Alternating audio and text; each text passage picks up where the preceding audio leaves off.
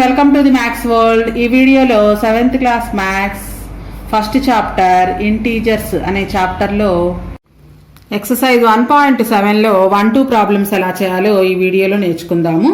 Already మనం 4th ఎక్సర్సైజ్లో same ఇటువంటి ప్రాబ్లమ్సే చేసాము. సేమ్ అలానే ఉంటాయి ఇవి కూడా. In a class test containing 15 questions. మొత్తం ఒక టెస్ట్ అంటే ఒక ఎగ్జామ్లో మొత్తం 15 క్వశ్చన్స్ ఉన్నాయి. 4 marks are given for every correct answer. ఒక ఆన్సర్ కరెక్ట్గా రాసినట్లయితే క్వశ్చన్కి 4 మార్క్స్ ఇస్తారు. And -2 marks are given for every incorrect answer. మనం క్వశ్చన్ అటెంప్ట్ చేసి ఆన్సర్ రాంగ్ కనుక అయినట్లయితే -2 చేస్తారు. అంటే వచ్చిన మార్క్స్లో నుంచి -2 తగ్గిస్తారు. Bharati attempts all questions but only 9 answers are correct. What is her total score? Bharati మొత్తం క్వశ్చన్స్ అన్ని రాసింది 15 క్వశ్చన్స్. అయితే అందులో 9 క్వశ్చన్స్ మాత్రమే కరెక్ట్ అంట. అయితే భారతికి మొత్తం ఎన్ని మార్క్స్ వచ్చాయి? One of her friend Hema attempts only 5 questions and all are correct. Bharati friend Hema 5 questions మాత్రమే రాసింది, 5 క్వశ్చన్స్ కూడా కరెక్టే. What will be her total score? ఆమెకి ఎన్ని మార్క్స్ వచ్చాయి, భారతి ఫ్రెండ్కి ఎన్ని మార్క్స్ వచ్చాయి, భారతికి ఎన్ని మార్క్స్ వచ్చాయో కనుక్కోవాలి. First of all total number of questions రాసుకుందాము. Total number of questions is equal to 15 questions ఇచ్చారు మొత్తం ఎగ్జామ్లో. Total number of questions is equal to 15. Marks awarded for correct answer. Marks awarded for every correct answer. ఒక correct ఆన్సర్కి ఎన్ని marks ఇస్తారు? 4 marks. Correct answer is equal to 4. Marks deducted decreased లేతే mark decreased for every incorrect answer. మనం question రాసి answer కనుక wrong అయితే కనుక వచ్చిన మార్క్స్లో నుంచి ప్రతి క్వశ్చన్కి 2 మార్క్స్ తగ్గిస్తారనమాట. అయితే ఇది rules. Bharathi all questions attempt చేసింది. అయితే అందులో 9 క్వశ్చన్స్ మాత్రమే కరెక్ట్ అయ్యాయన్నమాట. Bharathi attempts all questions. All questions అంటే 15 క్వశ్చన్స్ రాసినట్లే కదా అర్థం. అందులో కరెక్ట్ అయినవి 9 క్వశ్చన్స్ మాత్రమే కరెక్ట్గా రాసింది. సో మార్క్స్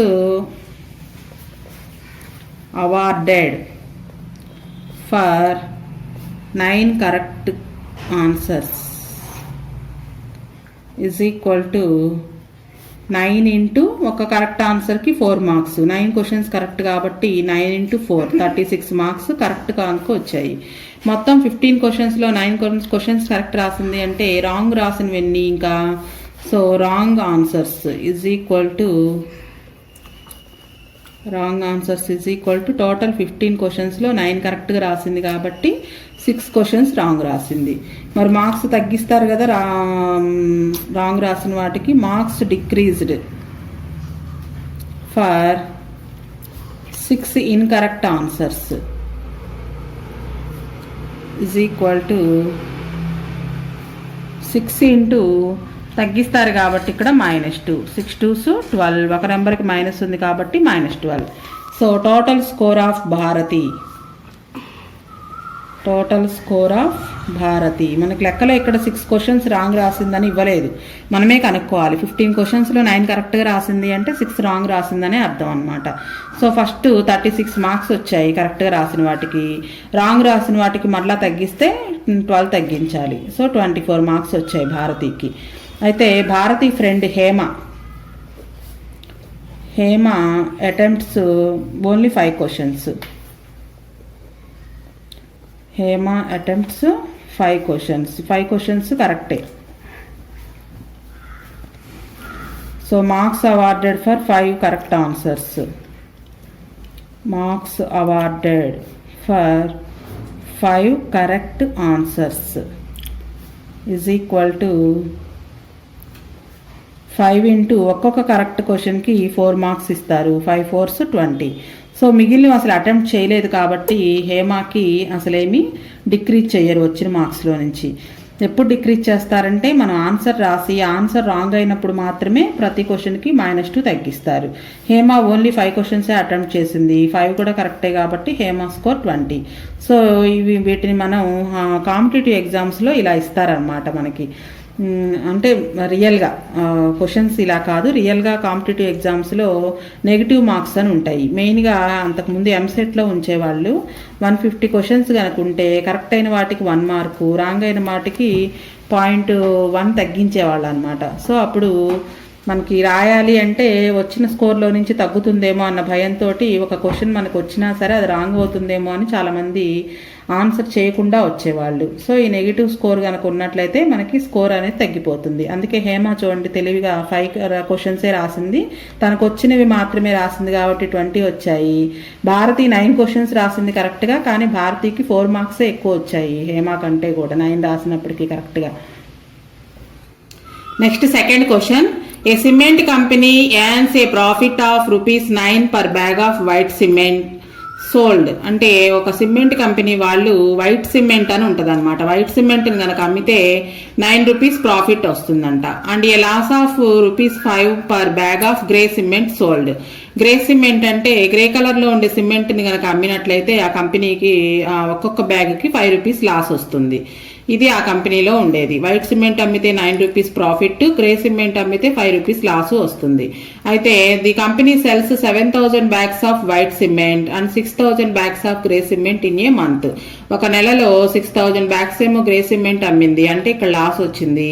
7,000 బ్యాగ్స్ ఏమో వైట్ సిమెంట్ అమ్మారు, అంటే ఇది ప్రాఫిట్ అనమాట. అయితే what is its profit or loss? అయితే ఆ నెలలో వాళ్ళకి ప్రాఫిట్ వచ్చిందా లాస్ వచ్చిందా, వస్తే ఎంత వచ్చింది, ప్రాఫిట్ అయితే ఎంత, లాస్ అయితే ఎంత. అలానే second problem, what is the number of white cement bags it must sell to have neither profit nor loss if the number of grey bags sold is 5,400. ఇంకొక మంత్ లో grey colour bags, grey colour cement bags 5,400 అని. Grey colour bags అమ్మినప్పుడు loss వస్తుంది. అయితే ఆ నెలలో loss రాకుండా ఉండాలి అంటే నెయిదర్ ప్రాఫిట్ నార్ లాస్ అంటే ప్రాఫిట్ కానీ లాస్ కానీ రాకుండా ఉండాలి అంటే వైట్ సిమెంట్ బ్యాగ్స్ ఎన్ని అమ్మాలి, what is the number of white cement bags it must cell. ఈ 2 ప్రాబ్లమ్స్ చేయాలి. ఇవి కూడా మన 1.4 సైజ్లో ఇట్లాంటివి రైస్ బ్యాగ్స్ ఇచ్చాము, అలాంటిదే అనమాట ఇది కూడా. ఫస్ట్ ప్రాఫిట్ రాద్దాం. Profit on white cement bag, on white cement bag is equal to ₹9. Loss on grey cement bag, ఒక గ్రే సిమెంట్ బ్యాగ్ అమ్మితే అతనికి లాస్ వస్తుంది, ₹5 లాస్ వస్తుంది ఒక్కొక్క బ్యాగ్కి. అయితే ఫస్ట్ క్వశ్చన్లో ఒక మంత్లో అంటే సేమ్ అదే మంత్లో 6,000 bags grey cements, 7,000 bags white cements అమ్మారు. So number of white cement bags sold, number of white cement bags sold is equal to 7,000. White cement మీద ప్రాఫిట్ వస్తుంది కాబట్టి profit on white cement bags is equal to 7,000 into ఒక్కొక్క bag మీద ₹9. 7 9s 63, 3 zeros 3 zeros అంటే 63,000 profit వచ్చింది. అదే నెలలో grey colour cement bags కూడా అమ్మారు. Number of grey cement bags sold, number of grey cement bags sold is equal to 6,000. మరి దీని మీద లాస్ వస్తుంది కాబట్టి loss on grey cement bags is equal to, మరి లాస్ అంటే మనకి ఉన్న మనీలో నుంచి మైనస్ అవుతుంది కాబట్టి 6,000 ఇంటూ -5. ఇక్కడ -5తో ఎందుకు మల్టిప్లికేషన్ చేస్తున్నామంటే లాస్ అంటే మన దగ్గర ఉన్న డబ్బుల్లో కొంత మనం లూజ్ అవుతాం, పోగొట్టుకుంటాం. సో మైనస్తో మల్టిప్లికేషన్ చేస్తాం. 6 5s 30, 3 zeros 3 zeros, ఒక నెంబర్కి మైనస్ ఉంది కాబట్టి -30,000 లాస్ వచ్చింది అనమాట. ₹30,000 లాస్ కాబట్టి మైనస్తో డినోట్ చేశాము. అయితే మొత్తం మీద అతనికి ఆ నెలలో ప్రాఫిట్టా లాసా అంటే 63,000 ఇక్కడ ప్రాఫిట్ వచ్చింది, అందులో 30,000 లాస్ అయింది కాబట్టి ఇంకా మిగిలి ఉంటాయి డబ్బులు 33,000. సో ప్రాఫిట్టే అనమాట. Profit is equal to 63,000 minus 30,000. అతనికి వచ్చిన ప్రాఫిట్లో 30,000 గ్రే సిమెంట్ అమ్మడం వల్ల లాస్ అయ్యాడు. ఇక మిగిలిన ప్రాఫిట్ 33,000 ప్రాఫిట్ వచ్చింది. సెకండ్ క్వశ్చన్లో ఇంకొక నెలలో అతను 5400 బ్యాగ్స్ గ్రే సిమెంట్ బ్యాగ్స్ అమ్మాడు. అయితే దాని మీద లాస్ వస్తుంది. ఆ లాస్ రాకుండా ఉండాలి అంటే వైట్ సిమెంట్ బ్యాగ్స్ ఎన్ని అమ్మాలి మనకు తెలియదు కాబట్టి let the number of white cement bags sold, let the number of white cement bags sold is equal to తెలియదు కాబట్టి ఎక్స్ అనుకుందాము. మరి ఇక్కడ వీటి మీద ప్రాఫిట్ వస్తుంది మనకి. So profit on white cement bags is equal to ఒక్కొక్క బ్యాగ్ మీద 9 రూపీస్ ప్రాఫిట్. అటువంటి బ్యాగ్స్ ఎక్స్ అనుకున్నాం కాబట్టి ఎక్స్ ఇంటూ 9 ఇది ప్రాఫిట్. నెక్స్ట్ మనకి ఆ నెలలో అతను గ్రే కలర్ సిమెంట్ బ్యాగ్స్ 5400 అమ్మాడు. Number of grey cement bags sold is equal to 5400. దీని మీద ఇతనికి లాస్ వస్తుంది. So loss on grey cement bags is equal to 5400 into 5 rupees loss. So అతనికి లాస్ కానీ ప్రాఫిట్ కానీ రాకుండా ఉండాలి అంటే ఈ రెండు ఈక్వల్ అవ్వాలన్నమాట. ఈ ప్రాఫిట్ ఈ లాస్ రెండు ఈక్వల్ అవ్వాలి. సో రెండింటిని ఈక్వల్ చేసినట్లయితే X into 9 is equal to 5400 into 5. So into 9 right side తీసుకొస్తే బై 9 అవుతుంది. 5400 ఇంటూ 5, ఈ 9 ఇంటూ 9 రైట్ సైడ్ వస్తే బై 9. 9 1s 9 6 54, 2 zeros 2 zeros కి 2 zeros. సో 600 ఇంటూ 5 మల్టిప్లికేషన్ చేస్తే 6 5s 30, 2 zeros కి 2 zeros. అంటే అతను 3000 వైట్ సిమెంట్ బ్యాగ్స్ అమ్మితే ఆ మంత్లో అతనికి ప్రాఫిట్ కానీ లాస్ కానీ రాదనమాట. So 3000 white cement bags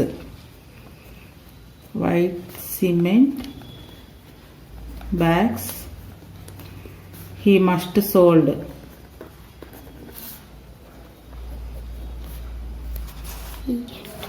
to have neither profit nor loss. అంటే ప్రాఫిట్ కానీ లాస్ కానీ రాకుండా ఉండాలి అంటే అతను ఆ నెలలో 3000 వైట్ సిమెంట్ బ్యాగ్స్ అమ్మితే సరిపోతుంది.